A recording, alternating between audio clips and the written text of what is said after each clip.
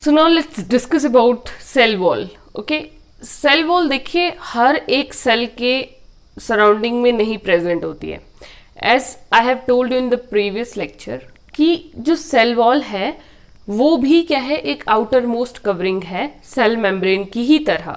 लेकिन cell membrane is present in almost all the individuals, but cell wall is not present in all the individuals. Okay, जैसे जो हमारी body है, हम लोग एनिमल्स की कैटेगरी में आते हैं. ठीक है, तो जितने भी एनिमल सेल्स हैं उनमें ये सेल वॉल प्रेजेंट नहीं होती है और सभी प्लांट सेल्स में सेल वॉल प्रेजेंट होती है. ओके, सो बेसिकली ये होती क्या है, it is the outer most covering. We all know कि ये क्या होती है, it is the outer most covering and it is only present in the plant cell and not present in animal cell. This is very important to remember and this is very important question कि animal cell lacks cell wall. Okay, second, its composition बनती किस चीज से है, ये cellulose से बनती है, जबकि जो सेल मेम्ब्रेन है वो यूजुअली लिपिड्स और प्रोटीन से बनती है. लेकिन कॉम्पोजिशन इसकी क्या है, सेलुलोज है. सेल वॉल सेलुलोज से बनती है. सेलुलोज एक कॉम्प्लेक्स सब्सटेंस होता है जो कि सेल वॉल को हार्ड बनाता है, हार्डनिंग प्रोवाइड करता है, स्ट्रेंथ प्रोवाइड करता है. ओके, अब देखिए थर्ड इसका बहुत इंपॉर्टेंट फंक्शन है प्लाज्मोलाइसिस. ओके, प्लाज्मोलाइसिस में क्या था, होता क्या है, अगर आप किसी सॉल्यूशन, जैसे कोई सेल है उसको आप किसी सॉल्यूशन में रख दीजिए. ठीक है, अगर किसी सॉल्यूशन में रखने के बाद, हम डिस्कस करेंगे, बहुत डिटेल में नहीं जाएंगे अभी, ये भी हाइपोटोनिक सॉल्यूशन के बेसिस पर होता है ये प्रोसेस. ठीक है, लेकिन जब आप इसको किसी सॉल्ट सॉल्यूशन में रखेंगे तो सॉल्ट सॉल्यूशन में रखने के बाद इस सेल को, प्लांट सेल को जब किसी सॉल्ट सॉल्यूशन में रखेंगे तो उसमें प्लाज्मोलाइसिस देखने को मिलता है. क्या होता है कि ये जो सेल का कंटेंट है, ये दिख रहा है आपको, ये नॉर्मल सेल है. नॉर्मल सेल में सेल का कंटेंट इस तरह से सेल वॉल के साथ ही अटैच होता है. ठीक है, लेकिन जैसे ही आपने इसको सॉल्ट सॉल्यूशन में डाला तो सॉल्ट सॉल्यूशन में डालने के बाद क्या हुआ कि ये जो सेल का कंटेंट था ये सेल वॉल से दूर जाता है. ठीक है, इसको हम बोलते हैं प्लाज्मोलाइसिस. ठीक है, कि श्रिंकेज हो गई कंटेंट्स की, जो सेल के कंटेंट थे वही श्रिंक कर गए. ये देखिए श्रिंक हो गए, यहाँ पे सेपरेट हो गए वो सेल वॉल से. इसी प्रोसेस को हम कहते हैं प्लाज्मोलाइसिस. 3 स्टेजेस में हम इसको कर सकते हैं, बहुत डिटेल में जाने की जरूरत नहीं है. इतना याद रखिए कि जब ये सेल वॉल से दूर होगा सेल का कंटेंट श्रिंक हो जाएगा, श्रिंकेज ऑफ सेल कंटेंट, उसको हम बोलते हैं प्लाज्मोलाइसिस. ओके, जब भी इसको सॉल्ट सॉल्यूशन में डालेंगे. Now what are the functions of the cell wall. आखिर इस सेल वॉल की जरूरत क्या है, तो पहला काम तो है इसका प्रोटेक्शन. आउटर मोस्ट कवरिंग है ना, तो ये सेल के अंदर के कंटेंट को क्या कर रही है, प्रोटेक्ट करके रख रही है. And as I told you कि सेलुलोज से बनी है. सेलुलोज एक हार्डेस्ट कॉम्प्लेक्स सब्सटेंस है, hence it also provides the strength, protection, strength to the cell. Third function is it provides the shape to the cell. ठीक है, एक proper shape देखिए ऐसे बनी रहती है अगर सेल वॉल है तो. एंड इसका बहुत ही इंपॉर्टेंट डिस्टिंग्विशिंग फीचर क्या है कि ये जो है वो सेल मेम्ब्रेन से क्यों डिफरेंट है, क्योंकि ये फ्रीली परमिएबल है. This is very important point. ये फ्रीली परमिएबल है और ये एनिमल सेल में नहीं होता है. यही इसके मेजर डिफरेंसेस है सेल मेम्ब्रेन से. ओके, सेल मेम्ब्रेन जो है वो सेमी परमिएबल है और सेल वॉल जो है that is freely permeable. Okay, so this was all about the cell wall. We will discuss about nucleus. Nucleus क्या होता है, देखिए हमने पहले भी इसके बारे में डिस्कस किया है. In the beginning of this topic related to cell we have discuss the activity of onion peel. जब हमने अनियन पील को माइक्रोस्कोप के अंडर ऑब्जर्व किया था और मैंने आपको कहा था कि जब आप उसमें पील में माइक्रोस्कोप के अंदर देखोगे तो 2 चीजें आपको नजर आएंगी, है ना. क्या हमने डिस्कस किया था, एक तो आपको कुछ हनीकॉम्ब शेप स्ट्रक्चर इस तरह से नजर आएंगे. ठीक है, यही हमने डिस्कस किया था. ओके, अब इस हनीकॉम्ब शेप स्ट्रक्चर में आपको कुछ कलर्ड मटेरियल सेंटर में नजर आएगा. हमने इसे नाम दिया था न्यूक्लियस. ठीक है, दिस इज द सेल. ये जो आपको नजर आ रहा था दिस इज द सेल, और ये जो कलर्ड एक मटेरियल नजर आ रहा था इसे हमने न्यूक्लियस कहा था. ये कलर्ड मटेरियल आपको कब नजर आया, आफ्टर एडिंग आयोडीन डाई. ठीक है, तो ये चमका मटेरियल, उसको हमने नाम दिया न्यूक्लियस. अभी हम इसी मटेरियल की यहां पर बात कर रहे हैं. So basically it is a double membrane layered covering. ये एक डबल मेम्ब्रेन स्ट्रक्चर होता है. ठीक है, एक डबल मेम्ब्रेन वाला स्ट्रक्चर है, और उस मेम्ब्रेन को हम क्या नाम देते हैं? Nuclear membrane. Okay, nuclear membrane में क्या प्रेजेंट होते हैं? पोर्स। अब न्यूक्लियर मेम्ब्रेन में मतलब ये एक न्यूक्लियस और इसकी बाहर जो आउटर मोस्ट मेम्ब्रेन है उसमें क्या होंगे? पोर्स। और वो अगर पोर्स है तो दैट मीन्स वो एंट्री और एग्जिट का काम करते हैं। यहां से मटेरियल साइटोप्लाज्म में बाहर जाता है और साइटोप्लाज्म से फिर अंदर आता है। ठीक है, नाउ इसमें न्यूक्लियस के अंदर क्या प्रेजेंट होता है? बहुत इंपॉर्टेंट चीज, दैट इज क्रोमोसोम। सबसे इंपॉर्टेंट ऑर्गेनली है न्यूक्लियस। अब कंटेन क्रोमोसोम, इसमें क्या है? क्रोमोसोम। क्रोमोसोम क्या होते हैं? जो इनहेरिटेंस के लिए इंपॉर्टेंट है। क्या ऐसी चीज है जो पेरेंट से बच्चों में ट्रांसफर होती है? तो वो क्रोमोसोम ही ट्रांसफर होते हैं। ठीक है, और यही फर्दर हम बोलते हैं ना कि इसके गुण अपने माता से मिलते हैं, अपने पिता से मिलते हैं। तो वो किस वजह से हैं? कि कौन से क्रोमोसोम ट्रांसफर हुए हैं। ओके, सो इसमें क्या होता है? क्रोमोसोम होते हैं न्यूक्लियस में।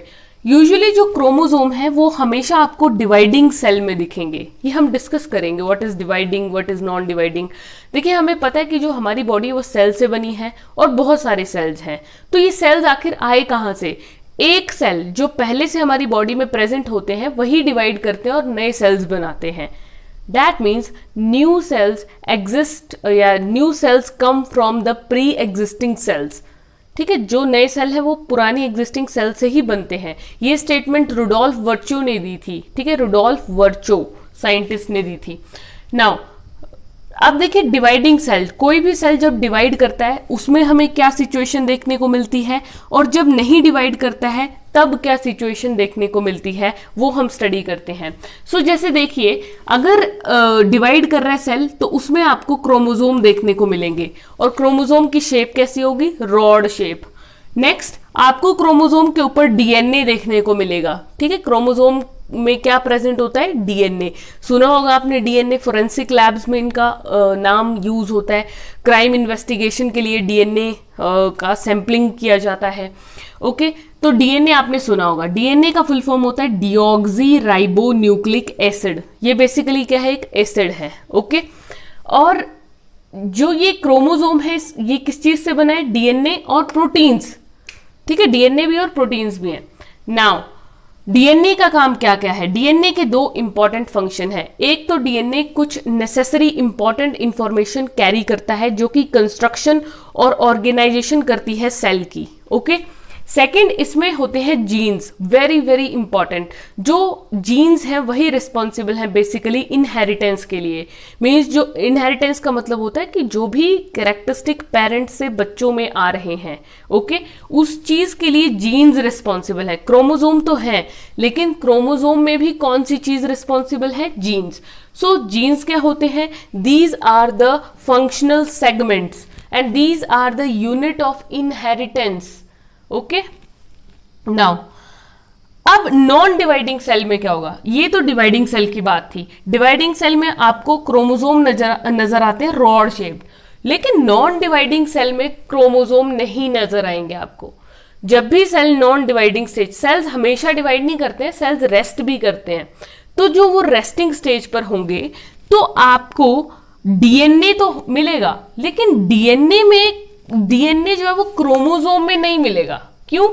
डीएनए कहां मिलेगा? क्रोमैटिन मटेरियल की फॉर्म में मिलेगा। क्रोमैटिन मटेरियल क्या है? यहां पे ये रॉड शेप था, रॉड कुछ इस तरह से होती है। ठीक है, ये रॉड शेप, लेकिन नॉन डिवाइडिंग सेल में आपको मिलते हैं क्रोमैटिन मटेरियल। क्रोमैटिन मटेरियल क्या होता है? इस तरह से थ्रेड लाइक मटेरियल। ठीक है, थ्रेड लाइक मटेरियल आपको मिलेगा। यही क्रोमैटिन फाइबर, यही क्रोमैटिन जो नॉन डिवाइडिंग सेल में प्रेजेंट है, जब सेल डिवाइड करने लगेगा तो this chromatin will get converted into the chromosome in dividing cell. Okay, so अगर न्यूक्लियस के रोल की हम बात करें तो इसके क्या क्या रोल हो सकते हैं?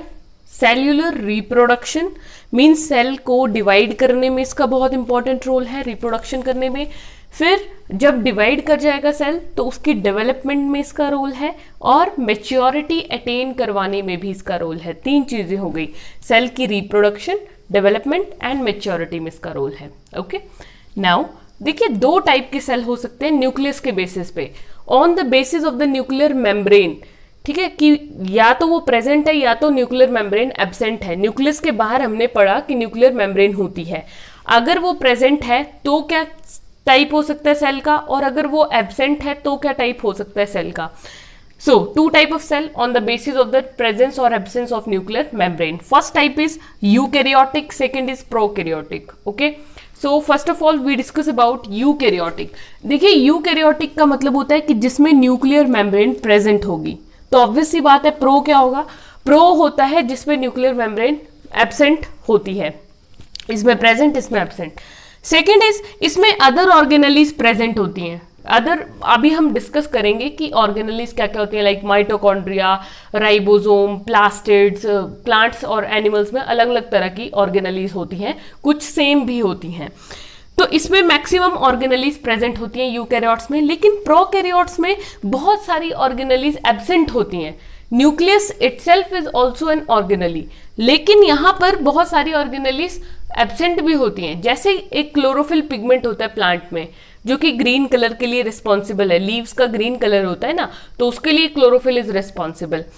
तो वो जो क्लोरोफिल है वो प्लास्टिड ऑर्गेनेली में प्रेजेंट होता है यूकैरियोट्स में, लेकिन यहाँ पर प्रोकैरियोट्स में प्लास्टिड ऑर्गेनेली नहीं होती है। यहाँ पे वेसिकल्स में प्रेजेंट होता है क्लोरोफिल पिगमेंट। ठीक है, सो ये डिफरेंस है। अब बहुत ही इंपॉर्टेंट जो यहाँ पे मेजर हाईलाइटिंग फीचर है प्रोकैरियोट्स का, दैट इज द न्यूक्लिड। इसे क्या कहेंगे, न्यूक्लिड। न्यूक्लिड क्या होता है कि आई टोल्ड यू कि इसमें न्यूक्लियर मेम्ब्रेन नहीं होगी। ये न्यूक्लियस है ना, अगर इस न्यूक्लियस के सराउंडिंग में ऐसे मेम्ब्रेन हो तो उसे हम बोलेंगे यूकैरियोट। अगर ये मेम्ब्रेन नहीं है, ठीक है, मींस सेल बिल्कुल नेक्ड है विदाउट एनी कवरिंग। ये देखिए सेल बिल्कुल इस तरह से पड़ा हुआ है, ये देखिए ये न्यूक्लियड पड़ा हुआ है खाली, no covering, then that is known as nucleate. Nucleate means without any covering, without nuclear membrane. ठीक है, तो ये होता है न्यूक्लियड। और ये एक प्रोकैरियोट सेल का डायग्राम है। प्रोकैरियोट्स क्या होते हैं यूजुअली, जैसे बैक्टीरिया। यूकैरियोट्स होते हैं एनिमल्स और प्लांट के सेल, और प्रोकैरियोट्स का एग्जाम्पल आएगा बैक्टीरिया। ओके, इस तरह से न्यूक्लियड इसमें आपको देखने को मिलता है। ये फ्लैजेला है, ये सीलिया है मूवमेंट के लिए। We will discuss it on later. Okay, so this was all about the nucleus. Now let's discuss about our fourth important thing, or you can say fourth important component of the cell, that is a cytoplasm. ठीक है, देखिए cytoplasm क्या होता है, basically it is a jelly like substance present inside the cell. Suppose कीजिए आपके पास, suppose कीजिए yes, मान लीजिए ये आपके पास कोई सेल है। ठीक है, दिस इज अ सेल। अगर इस सेल के अंदर, या यूजुअली होता ही है, इस सेल के अंदर अब एक जेली लाइक सब्सटेंस आपको दिखेगा, जेली की तरह होता है। ठीक है, पूरे सेल में ऐसे फैला हुआ होता है।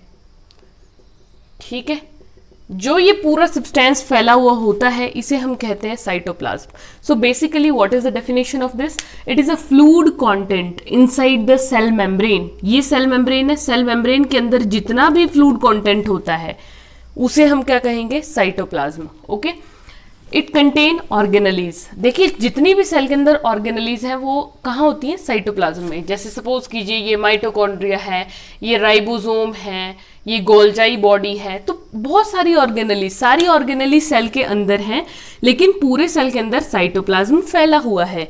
तो दैट मीन्स जितनी भी ऑर्गेनेलीज हैं वो सारी इस सेल के साइटोप्लाज्म में है।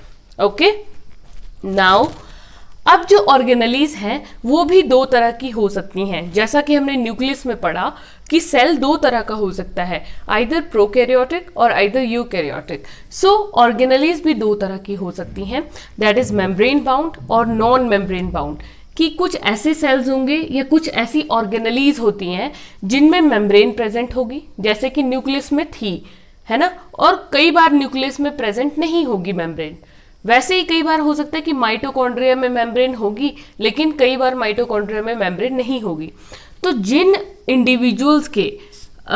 इंडिविजुअल्स में मेम्ब्रेन बाउंड ऑर्गेनेलीज होती हैं उनको हम कहेंगे यूकैरियोट्स, एंड जिनमें नहीं होती है, ये मेम्ब्रेन नहीं होती है, उन्हें हम कहेंगे prokaryotes. Okay, now what is the significance of the membrane, आखिर इस मेम्ब्रेन की जरूरत क्या है। तो अगर इसकी बात करें, so for example if we talk about the viruses, viruses में क्या होता है, कोई भी मेम्ब्रेन नहीं होती है, they have a naked body, without any covering उनकी बॉडी होती है। ओके, वायरसेस की यूजुअली आपने सुना होगा, नहीं भी सुना है तो कोई बात नहीं, वायरसेस जो होते हैं वो नॉन लिविंग होते हैं। जब तक वो बाहर है ना सराउंडिंग में, तब तक वो नॉन लिविंग है, कोई प्रभाव नहीं है। वो प्रभाव कब डालते हैं, बैड इफेक्ट्स होते हैं ना वायरसेस के, जैसे ही वो हमारी बॉडी में एंटर करता है वायरस, तब उसका बैड इफेक्ट होता है। फॉर एग्जाम्पल आप कोरोना वायरस को ही ले लीजिए, जब तक कोरोना वायरस आपके शरीर में या एनी काइंड ऑफ वायरस आपकी बॉडी में एंटर नहीं करेगा, तब तक उसका कोई बैड इफेक्ट, बैड सिम्टम नहीं आएगा। जब तक वो नॉर्मली बाहर प्रेजेंट है तब तक ठीक है, मतलब जब आपकी बॉडी में एंटर कर गया तब उसके इफेक्ट्स आएंगे। जैसे कोरोना वायरस अगर एंटर करेगा तो तब कोल्ड, फीवर, लंग्स में इन्फेक्शन हो सकता है, बहुत सारे ऐसे ऐसे सिम्टम्स आएंगे। लेकिन जब तक वायरस ऐसे बाहर घूम रहा है लेकिन आपकी बॉडी में एंटर नहीं किया है, तो उसका कोई दुष्प्रभाव नहीं होता है। Okay, so usually viruses non living होते हैं जब तक कि वो सेल में एंटर नहीं कर जाते हैं। That means viruses uses the cell machinery to multiply itself. Okay, so this was all about the cytoplasm.